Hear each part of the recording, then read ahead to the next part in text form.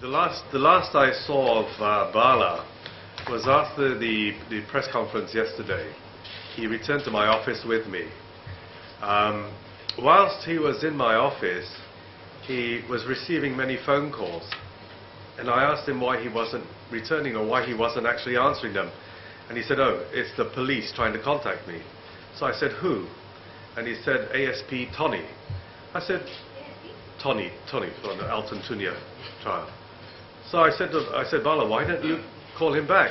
What have you got to hide?" He said, "Is that all right?" I said, "Yes, call him. I insist that you call him because obviously the police are interested in what you have to say." So he called ASP Tony and spoke to him in front of me. And there was quite a lively conversation. And in typical Malaysian fashion, food was an issue here, and I think fish head curry was discussed. So when Bala left my office about 4:45, I was under the impression that he's actually going to see ASP Tony. So I didn't think anything of it until I received a phone call this morning from the media. I think it must have been about 9:30, asking me about a press conference that was being held at the Prince Hotel at 11 a.m. And I said, "I have no idea about this."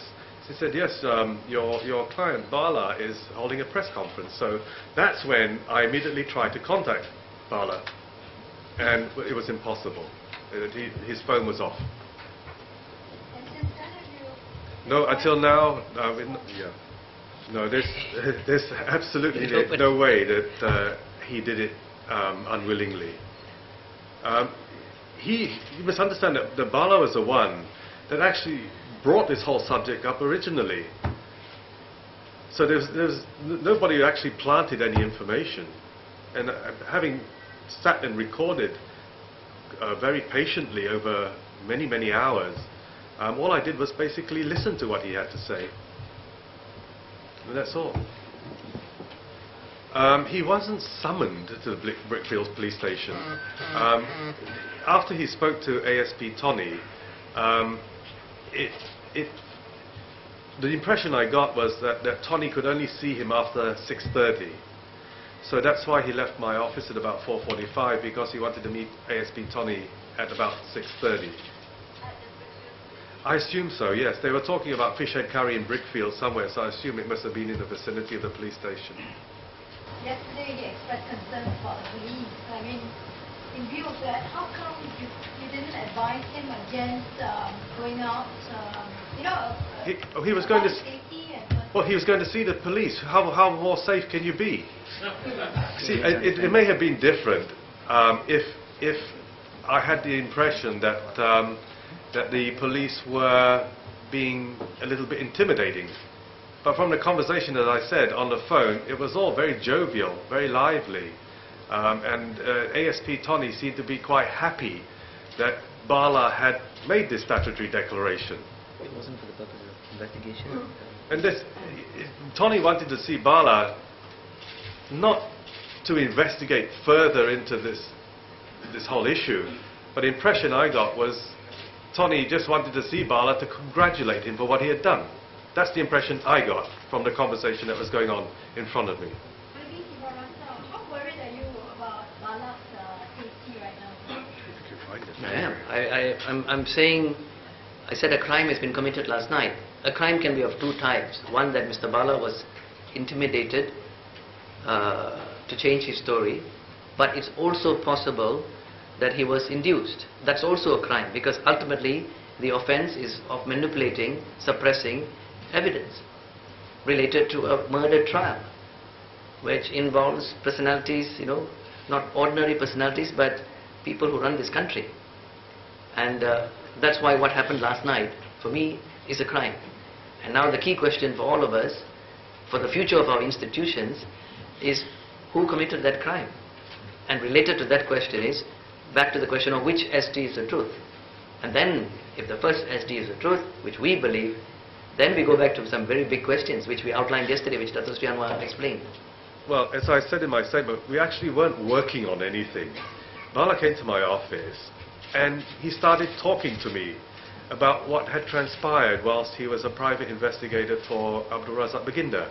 And as he was talking, he had a laptop in front of him, and he kept referring to the laptop. I'm not sure what he was referring to. And as he was doing that, I was just taking down in longhand what he was saying. So this occurred on 2 or 3 occasions. And on each occasion, probably it was a few hours, because there was an awful lot of other stuff that was discussed, apart from this particular matter.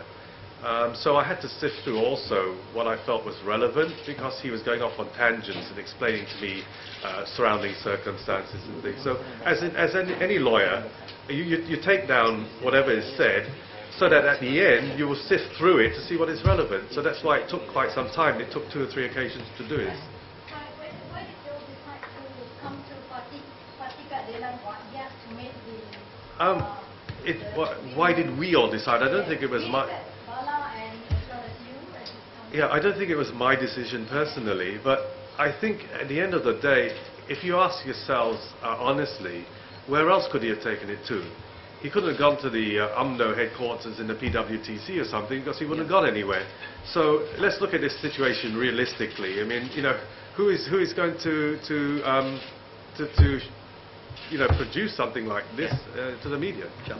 Sure. Can I shed some light on your question, because I think I could help. I was present at that meeting about 2 months ago. I came in a bit later in the course of the night. I was present, and that is where Mr. Bala started telling me some of the things that he knew, and that's when Mr. Americ was also present, and that's when he was referred to Mr. Americ as an independent solicitor to document whatever he had to say. And it's quite understandable for him to come back to us, and that's what he did, because that's the context of when things started 2 months ago. Just to get this out of the way, Mr. Americ, are you by any chance a PKR member, or is Bala? I will categorically state now in front of everybody here, I am not a member of PKR at all. Neither am I a member of Barisan or MIC or anything. I'm totally apolitical, and I'm only concerned with what is right.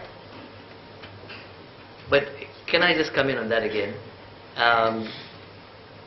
I'd like to say I think it wouldn't matter one bit, even if he were, Mr. Americ was or were, was a PKR member, because I think you need to understand the role he's here in the first place, as Mr. Bala's lawyer, the person who helped him shape the account that he was giving in a presentable manner, and doing the SD for him, and that's the job he discharged. And I think a professional lawyer can discharge that job regardless of whether you're a member of UMNO or PKR or any party. As far as Americ is concerned, he was discharging his duties as a lawyer. He was basically helping to prepare and format a document. He was not concerned with the truth or otherwise of the document. The document was being presented. The information in the document was coming from his client, and he really put it into the necessary language of a statutory declaration. That declaration was then sworn voluntarily before a commission of oaths. Mr. Americk Sidhu's position and stand is that it was a voluntary document prepared voluntarily by the man himself. I would say that the impression I got from Bala that he was a trustworthy person, and that whatever he told me was not fabricated, and that this is what he perceived with his own senses. That's the impression I got from him. So if you're asking me whether you think he was trustworthy, I say yes.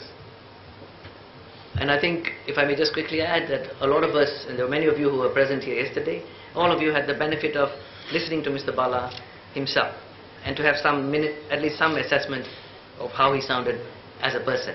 And some of you who were there this morning may have had a chance to make a comparison about how he might have sounded this morning. So we leave that to your ordinary good sense. Remember, in the English system you have a jury trial, because that judgment can be made by anybody. You don't need lawyers or judges to make that assessment. Every one of you have the capacity to make that basic judgment. Was this man telling us the truth yesterday, or was he telling us the truth today?